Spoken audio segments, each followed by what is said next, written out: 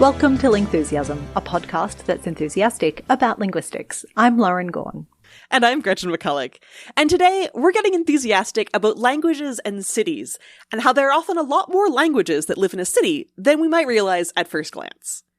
But first, our most recent bonus episode was about all the different ways you can read the local linguistic landscapes in the signs and other writing in public spaces. You can think of it as sort of a second part to this episode. Here we're talking about the unwritten ways that languages are often hidden in cities, and in the bonus episode we're talking about some of our favorite street signs that have interesting language things on them. I love this topic because there are so many linguistically interesting street signs, and you'll never look at a street sign the same way again. And if you're like me and Lauren, you probably have a bunch of photos on your phone of linguistically interesting street signs that you've come across. Yep. You can head to the Lingthusiasm Discord or tag us on social media to share your favorite examples of interesting language things on signs, and maybe we'll do a second one of these episodes if we get enough. Go to patreon.com/lingthusiasm to get access to the Linguistic Landscapes episode and many other bonus episodes and help keep the show running.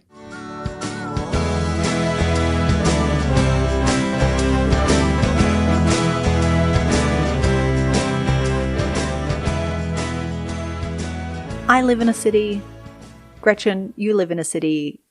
I think it's fair to say we're both big fans of urban living. So I live in Montreal, you live in Melbourne, and one of the things that I remember about visiting you in Australia, which is when I had been there for a few weeks and I'd gotten used to hearing Australian English sort of all over the place, which is, you know, a variety that I'm pretty familiar with from talking with you a lot, but it's certainly not my local language.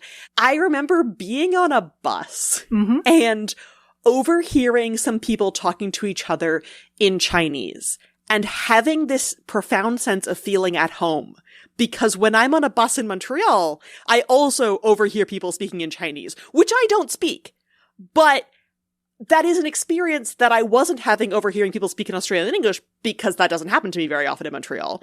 But it does happen that I overhear people speaking a language I don't speak. And that aspect of, oh yeah, of course there are people who have immigrated to both Melbourne and Montreal and a lot of other cities who speak Mandarin, Cantonese, a whole bunch of Chinese languages. Those are experiences that are part of living in this dense urban multilingual environment that sometimes get ignored when we represent countries as like points on a map of sort of country of origin without thinking about the history of people moving around as well. Yeah, cities are these magnets and they keep attracting new waves of migration from new places and new languages and new experiences. And it's part of what I love about the vibrancy of urban spaces. And again, just as countries aren't points on a map, people come to cities with many different languages. And it's part of one of the many, many reasons I think cities are so compelling as spaces. And cities can not just attract people from different places with different linguistic histories, but also sometimes continue those and perpetuate those. And you can have groups of people who are still passing that language down onto their kids or using that language in a variety of settings because you can have not just one person who's using that language, but a community of people who are using that language, even if they're not necessarily being counted by traditional metrics like a census or having their linguistic expertise represented on street signs. There are a lot of languages in cities these days, and perhaps have always been a lot of languages in cities because cities are these hubs and meeting places. And sometimes that diversity is really visible. If your city has centers like a Chinatown or a Little Italy where groups of migrants have coalesced. Or an expat compound, which I think we should think of as well as like a little expatly. Oh, absolutely. In Singapore, that was Holland Village, and we would sometimes go and visit because it had really good Mexican food available. So going to the presumably relatively like Western Anglo expat community to eat the food of yet a different place because probably Americans were bringing Mexican food with them, I guess. I don't know. Absolutely. Yes. And so different ways that migrant groups can coalesce is sometimes it can be quite visible. And who we think of as an expat versus who we think of as a migrant definitely has this power dynamic of, you know, the level of wealth, the level of whiteness of these different groups as we're talking about them. But nonetheless, there are these different linguistic histories in pretty much any city that you think about, even when they're not visible. Yeah, there's all this diversity that isn't visible. Sometimes groups of migrants will unite around maybe the national language from where they've come from or a larger lingua franca because they're somewhere new, which might make that diversity less visible. People coming from Nepal might all just identify in Australia as Nepali speakers to make that easier to comprehend in this new space. Even if when they were in Nepal or when you sort of start asking more deeply, they actually speak like a dozen languages or 100 languages that are all spoken in Nepal. Yeah, I mean, not one person, but... Well, no, not one person speaking 100 languages, yeah. But as a group, yes. It would be very impressive. But yes, as a group, you might have this richer diversity within, and Nepali has this like dominant status in Nepal, and you get people coming into the urban centers like Kathmandu, where there's diversity there, but then coming to Australia, there's this extra layer of abstraction. We have lots of Nepali migrants coming to Australia at the moment and bringing this extra layer of culture and bringing all their own languages as well as that formal language of education. I think you see this sometimes happening with immigrants from Mexico or from Central America who may all get classified as Hispanic or Latino and yet actually speak a bunch of different Mayan languages or other indigenous languages of the area, or people who are coming from like former Soviet countries who are sort of united around Russian as a lingua franca from the area, but may actually speak like Tajik or something like that. And sometimes that's just a way to make community. Sometimes it's because the country that they're migrating to or the space they're migrating to, in the way they conduct things like censuses or provide services, make it more strategically useful to align around those larger languages. And they're not always migratory histories. One of the interesting things for me about learning ASL in Montreal over the last year and a half is that it's adding this sort of extra layer to the way in which I understand a city that I've lived in for quite a while, because these, you know, sign languages don't have written forms that are in common use. I don't see them on the street signs in that way that I know where the Portuguese, you know, people settled in Montreal or which neighborhood has the best bubble tea, these kinds of things. But there is a layer of deaf events that I'm being told about, which was information that I didn't have before and changes my linguistic understanding of the city. And I've also been learning about like which Canadian cities have had schools for the deaf and how that maps onto modern day deaf communities, which is also a lens that I haven't thought about Canada or North America through. That's so nice. And I think it's part of that finding new ways into that richness of a city that can be really rewarding. I've also recently been reading this book called Language City by a linguist named Ross Perlin. And this is a book about the incredible linguistic variety found in New York City and how various people are doing different kinds of language work. He picks 6 specific languages to focus on for the book, and then also does this sort of earlier history of New York, because there's a temptation to be like, oh, well, you know, migration's been happening a lot more in recent decades, or maybe since World War II, or since some of the racist immigration quotas were like lifted against people being able to immigrate from various countries. One of the things I appreciate about the introduction for this book is pointing out even things like New York was once New Amsterdam. And because the island of Manhattan is so strategically located, it has also been a gathering point for indigenous people. And one of the 6 languages that he profiles is Lenape, which is the language that the word Manhattan comes from. And which still has an active language revitalization effort going with respect to it. And so he profiles a woman who's working on that, and he profiles a specific person for each of the languages that he talks about. It's so nifty that New York has this incredibly long history as a place of confluence and a meeting point, because where Melbourne has been built is at the meeting place of the traditional lands of a number of language groups within the larger Kulin nation here in Victoria. And it's interesting to see cities replicating these existing spaces as meeting points and points of connection, often because they are located on strategic waterways. It's not a complete coincidence, but it's interesting to see those parallels between New York and other cities. And the same thing in Montreal, actually, that it's also been a beating place for a variety of Indigenous people. Like these days, the Mohawk or Ganyegeha are sort of the ones that have a reserve across the river. But when people are doing a full land acknowledgement, there's like, depending on who's doing it, there'll be sort of anywhere from 2 to 10 different nations that are cited. So what are the 6 languages that Perlin focuses on? One of them is Seke, which is spoken by 700 people, originally from 5 villages in Nepal, 100 of which have lived in this one apartment building in Brooklyn for a while now. Amazing.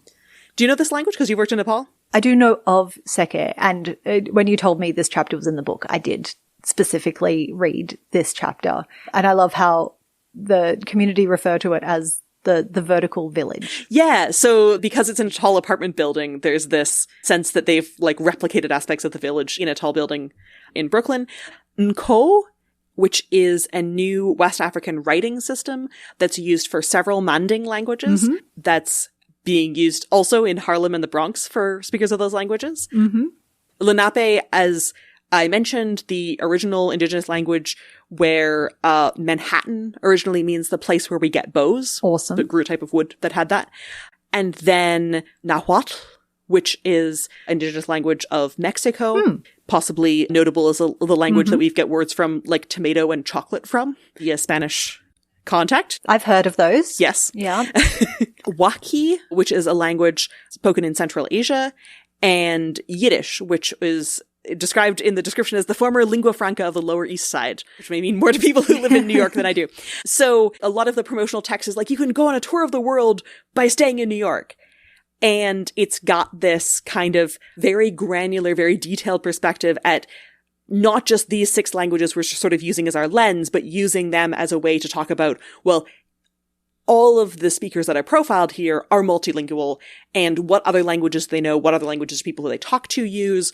Yeah. How do they make linguistic choices? What kinds of things they're doing in terms of writing things down or recording things or trying to teach other people things? How are they doing this various different kinds of language work, and in what context are they doing it? And a lot of the challenges around making multilingualism visible for these communities and for the wider community, visible in the education system, in media, in terms of access to necessary services. And part of this is also how it's visible in official records, which then feeds into all of the above in terms of allocation of resources. One of the stats that stood out to me from the beginning part of this book was that the official census records showed that there are about 70 languages being used in New York City at the moment. Which is a lot. I mean, it's certainly more languages than I speak.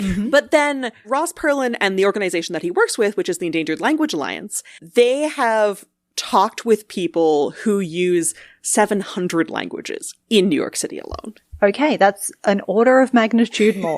That is a really great illustration of what the concept of order of magnitude means. It's literally 10 times as much. Yeah. And when you think about any of the types of things, infrastructural things that a city does for its residents, being only aware of, let's say, Nepali speakers, or let's say Spanish speakers, or let's say Russian speakers, and not of Seke speakers, or Nahuatl speakers, or Waki speakers, as people whose Russian or Spanish or Nepali may not actually be the language that they're most comfortable in. That's a whole different paradigm in terms of like what languages we think of the city as speaking, or we think of as being readily accessible within that city.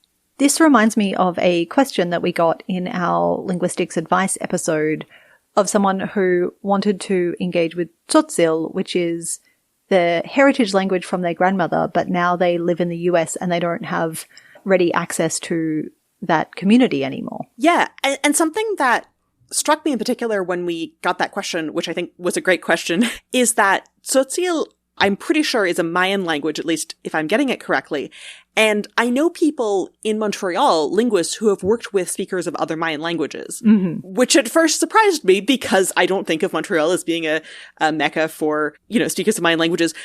But it goes again in that sense of like urban environments are, and sometimes also rural environments can be much more multilingual than we give them credit for. Yeah. And that if a linguist who was really dedicated to trying to work with Mayan speakers was able to move to Montreal and be like, oh, I want to find some more speakers of these languages that I've been working on for a while. How can I reach out to community groups or try to figure out who might know someone who knows someone who knows other people who might speak one of these languages?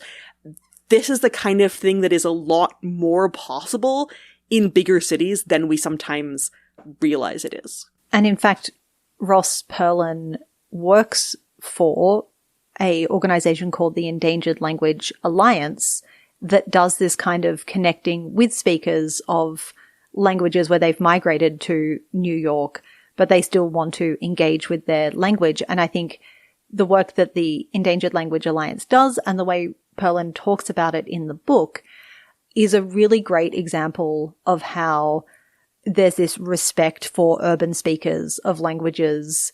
There's a false narrative we can play into about authenticity and the need for language to be spoken in a particular place or a particular, often bucolically rural setting in this imagined world. And I really love that the ELA and a lot of other similar organizations respect migrants and urban language speakers as well. And as I was reading this book and seeing all of the examples about New York, I kept thinking, oh yeah, I think this is also true of a lot of other places. And the Endangered Language Alliance actually has an offshoot organization that's operated out of Toronto, which is a Canadian city where over 50% of its inhabitants were not born in Canada. There you go. Probably a few languages spoken there. There's a few languages spoken there. And, you know, some of them are going to be your relatively big multinational languages, you know, French and Spanish and Russian and things like that. But some of these are also going to be relatively smaller or minoritized languages that might like to connect with other people who are going through similar efforts to try to revitalize them or just appreciate having access to like an office space with a microphone or some things like that. And there are some very concrete ways that connecting organizations like this can sometimes help all these smaller individualized local projects to keep working on promoting their language. I also love that because cities are geographically integrated, but also technologically integrated, you get things like the Endangered Language Project, where they set up online mentoring for people who are interested in working on maintaining or renewing their heritage languages or their own linguistic projects. And they make use of the fact they have these language mentors who can easily connect through the magic of the internet. Yeah, and also, like, a lot of people have internet access these days, and so even if they are living in a smaller area, many places are still connected to the internet and can have, like, video calls or emails with other people who are potentially doing the similar things, even if they are in smaller areas. There are also projects that are more targeted to specific groups. So Living Languages is an organization in Australia that specifically works with Indigenous language groups and can provide that really tailored language support for them and the project that they want to work on. Things like taking a reference grammar of a language or a dictionary of the language and trying to convert that into materials that are actually useful for people who are trying to learn the language or increase their ability to use the language and don't necessarily have the academic background to use like drier materials. That's what I think of Living Languages as doing. And that kind of project is so important because a lot of work with the world's linguistic diversity happens in a really academic setting, but often for really academic ends that don't necessarily meet the aims and desires of community members. Yeah, and ideally organizations like this can help support the actual aims of people in the communities, which may be different from each other, but are almost certainly different from outsiders who are getting supported by national funding bodies that want this sort of contribution to scientific research, or other organizations that have their own aims and goals that aren't being driven by like what people who have this family connection to the language actually want. Yeah. I also love the sustainability toolkit that's been put together by Living Tongues and WikiTongues. Very cognate group names there, but they work together. It's all online. It's all there to help people start with the project of I want to keep using my language. How might I do that? And not necessarily presuming people have linguistics training. Wikitongues also do a lot of just videos of as many languages as they can talk to. Yeah. And so I think they end up getting found by a lot of people who sort of type the name of their language into a search bar and are like, I wonder what's on the internet in this particular language. And they come across a video of someone telling a story in that language. And they're like, oh, cool, this is on the internet somewhere. Mm-hmm. And, you know, it can be fun to sort of click around and see some examples of people using language in various settings. But I think they also got their start in urban environments, filming people who they'd met who had some sort of language story to tell. And they're not restricted to only minoritized languages. They're just like, we want to try to record all the languages, which are some very large global languages and some much smaller ones. We got another question in that advice episode that stumped us a bit about learning local urban languages in your neighborhood as an outsider and not necessarily as a member of that community. And we found that to be a really difficult question. Yeah, I think it is complicated because, you know, it's one thing to say, okay, my grandmother spoke this language. I want to try to reconnect with that. Mm-hmm. It's another thing to say like, wow, languages, I just get really excited about them. But as far as I know, my ancestors for any number of generations have spoke English or Spanish or another one of these sort of big global colonizer languages. Can I do something with this interest that is helpful and doesn't come across as patronizing or actually create more problems than it solves or something like that? And it's true, a lot of the organizations and programs we just discussed are usually staffed by or volunteer run by a combination of people who are working on their own languages and supportive allies, but always with the focus of what language speakers want as the driving interest. I think a lot of this work is very relationally based and sort of becoming friends with a particular community and sort of staying around long enough that you're committed to doing something and you aren't just coming in to do like one research project and then get your degree and sort of back out and leave and, you know, sort of extract value from a particular community without contributing anything. I think building this type of relationship takes a lot of time and takes a lot of commitment to building that type of trust. But if you have a more casual interest, like a lot of these organizations will have something like an email newsletter that you can sign up for. Maybe they have a fund drive, you chip in a few bucks. Yeah. That's a way to sort of be supportive without trying to like center yourself in your own interests. If you're just like, man, I do wish people who were doing this type of research had more to work with. Maybe that's something that I could be like somewhat informed at without saying, oh, this needs to all be about me and my interests. I really liked you telling me about these examples from Language City where Perlin was explaining situations where outsider attention and straight up financial support is changing group attitudes to their relationship with their language and its relationship to their larger linguistic repertoire.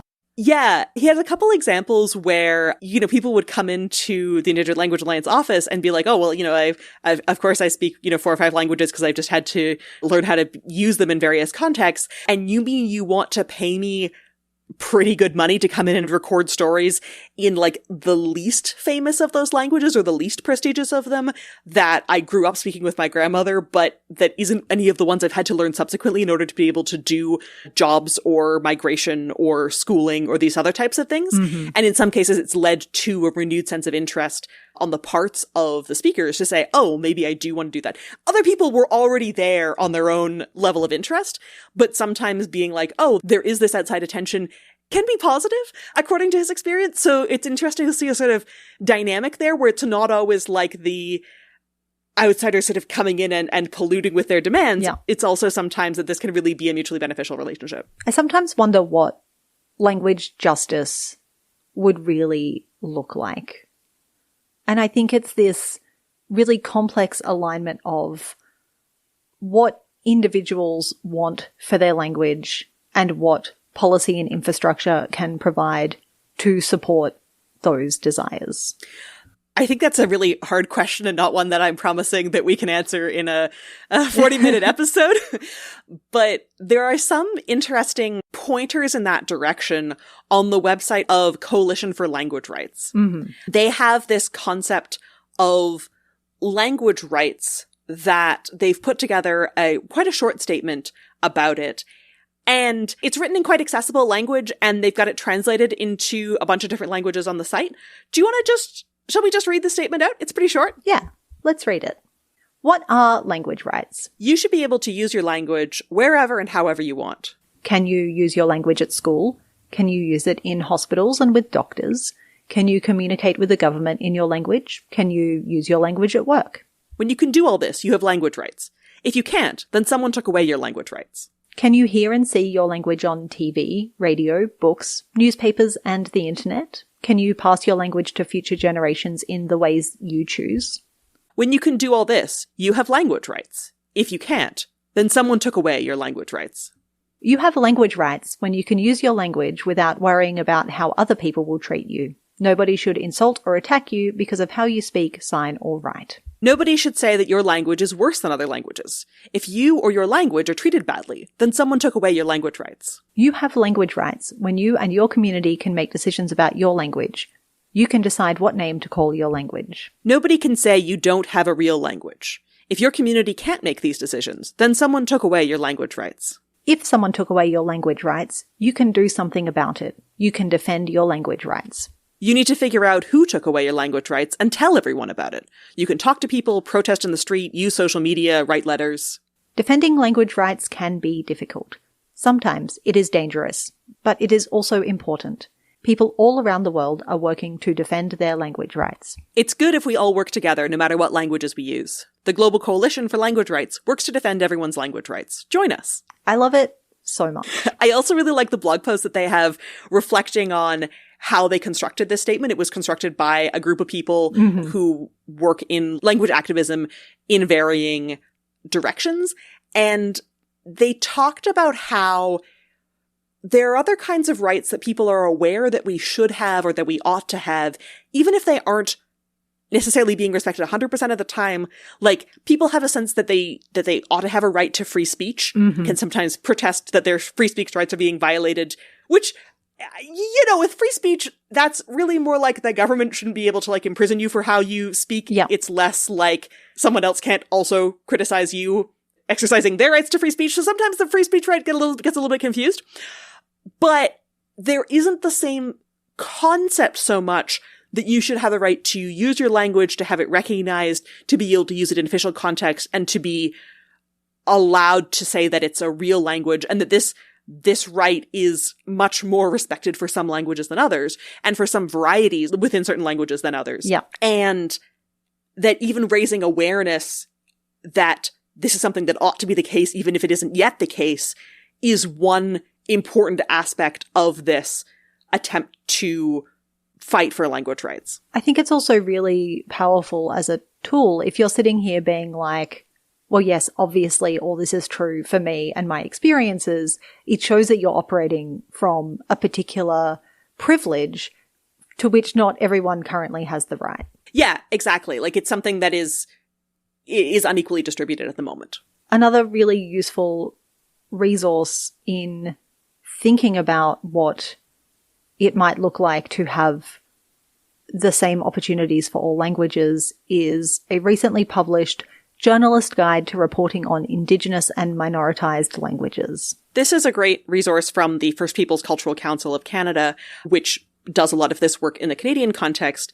And they put out this journalist guide, again, with a lot of consultation with different groups of people. And, you know, it's a relatively short guide. We will link to the 23-page PDF, which has lots of nice graphics. It's not 23 pages of dense text. Great. And one of the things that I liked, which is about that guide, which is something that the Global Coalition language rights statement does, is emphasize that someone takes these language rights away. If people aren't using a language anymore, it's not because it's just sort of died a natural death. Yeah. It's because there is an agent, which is sometimes a government or sometimes, you know, people in positions of power. Yes. That create these incentives by which people make this very rational choice to say, actually, I don't want my kids being discriminated against the way I was. And so I'm not going to pass this language on to them. I'm going to pass on this more majoritarian language instead. And in this guide for journalists, what they point to is that minoritized and Indigenous languages are often framed in a deficit model, whereas we can do a lot to more positively represent languages by framing them in the model that they are an asset. And that people are doing things to change the situation. They're working together in groups. They can have pride in the efforts that they're doing so far. They're bringing things towards and thinking about the future. Yeah. Rather than some of the narratives, which are like, oh, this ancient language isn't being spoken anymore. Like, this ancient language isn't even surviving. Some external person is coming in and saving it, or some app is going to come in and save it. Love your deficit model voice. Thank you. I want to make it clear that I don't endorse this. Rather than, okay, people who are in the community are working to gain more support for the language, or working to claim it again, or to connect with other people who are trying to use it more. And that sometimes people who are outsiders can be in a supportive role, but they're not going to come in externally and save it. That's something that happens within the community by building those connections. And I feel really positive this is a discourse we're seeing shift over the last few decades. Like it's 2 decades ago, we had David Crystal's Language Death book, which I think was a really important part of making clear we are going through a really massive period of change, and that a lot of languages are being denied opportunities and speakers of languages are being denied their language rights. But now we have different framings. I mean, I also think about Nick Evans' book, which in its first edition was called Dying Words some 15 years ago. And again, this focuses us on the sort of the deficit. And the second edition has been retitled to Words of Wonder. And so you can see publishers are beginning to get their head around the damaging problems with the deficit model. I feel like when I started becoming aware of this work, which was sort of when I was doing a linguistics undergrad degree, when I was in grad school, which was some time ago now, there was some of the earlier stages of saying, let's shift away from talking about endangered languages to talking about language revitalization. And I had someone tell me at a conference just last week saying, oh, we're not saying revitalization anymore. That's too negative. We're saying reclamation. Endangered itself was sort of one step more positive than dying or death, and sort of moving towards like sleeping languages or dormant languages that could be brought back. Yeah. And also this idea of reclaiming space for a language that's not just sort of revitalizing it in terms of like bringing some of the words back, but also claiming spaces in which to use those words as part of everyday life, or to use that language as part of everyday life. So I think that there's been this trajectory of sort of gradually shifting different ways that people talk about it as we think about it differently and as we try to frame it differently. And I think in Language City, Perlin is doing something very interesting, focusing on the nuance and not overgeneralizing, and talking about individuals and their communities and their experiences as a really rich way of telling the story of how languages live in urban settings. And also a way of shifting that discourse from this idea that marginalized languages tend to be spoken in these sort of remoter communities, which is still in many cases true, but also that they can be spoken in a much closer environment to the presumably urban, although not necessarily all urban, readers of a book like this, to say, actually, you might be walking down the street and cross paths with someone who's speaking one of these languages. You might be sharing a subway car with someone who's speaking one of these languages. They're a lot closer to the experience of the presumed urban reader than some of the other reporting on language stuff. So Perlin's book brings attention to a different spectrum of these language experiences. When we talk about minoritized languages, there's this interesting duality to it, where on the one hand, you have these really big international type efforts of, we're going to get all of the minoritized languages together, and we're going to have the United Nations Decade for Indigenous Languages, or we're going to have the Endangered Languages Alliance, and these organizations with many names that feel like sort of variations on a similar theme. Which are all important symbolic things in themselves. Right. And doing things like raising awareness of language rights or connecting people who are working on similar types of projects who don't necessarily know each other is really valuable work. And also incredibly valuable work is the very local community-based work that's happening at all of the individual levels, where a few speakers of a particular language or a few signers of a particular language are saying, I'm going to take it upon myself to create some materials, or to have a language class, or to use this language with my kids, even though I don't know a whole lot of other people who are doing that. And do this language activism work at the language specific level, because all of the global connections in the world aren't going to change that each of these languages is also very local. And so I find when I'm thinking about this type of work, I end up zooming in and out a lot between the incredibly local and the incredibly global. And I think that's what is really at the heart of the richness of the urban experience, is this tension between these big stories and these really small stories as well. Do you know that thing where sometimes you walk down a busy street and you see every individual person that's passing you by and you're thinking, each of these people is having their own day right now. Like, I'm having my day and I'm aware that I'm late for this thing that I'm going to, or that I'm hungry, or that I'm having this experience. And each of these people that I'm passing by as if they're just a minor player in my day, they are all each having their own days. And you have to not think about this all the time, because otherwise you'll never be able to walk down a street at all, ever. But sometimes you can have this sort of realization that, like, oh, everyone has this incredibly rich inner world that they're living, and I'm a bit player in the background of their day the way they're a bit player in the background of my day. And I think about this sometimes when it comes to languages, where all of the languages that I don't know, that are maybe, if I'm lucky, like a name on a page somewhere for me, that are someone else's entire world and so deeply and emotionally resonant and important to that person in the way that my linguistic experiences are negligible to them. There are so much that exists in the world and in the minds of people around us. And we're lucky that books and conversations with people can sometimes let us catch a glimpse of other people's realities.